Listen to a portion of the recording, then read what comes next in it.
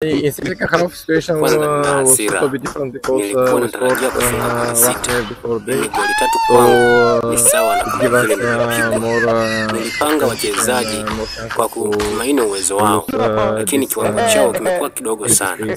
Mimi kocha wa Matatu sio mtu wa kufunga goli 3. Kwa kawaida yangu ya kushangilia mpaka nifikishe goli 5, 6 na kuendelea. Hapo ndo naona kwamba mbinu zangu zimefanikiwa. Kiukweli sijapenda. Nimesikia kuna timu imefunga Simba mara 6 mfululizo.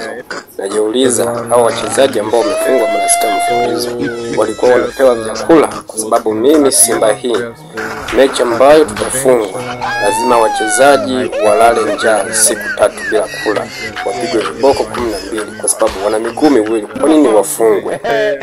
Nimewaonyesha jinsi ambavyo Mr. Tatu ana mbinu za kivita katika soka. Kwa hiyo tumesalamu kwa yeyote atakayekutana na Simba atapigwa bila kupitisha Yanga au Azam.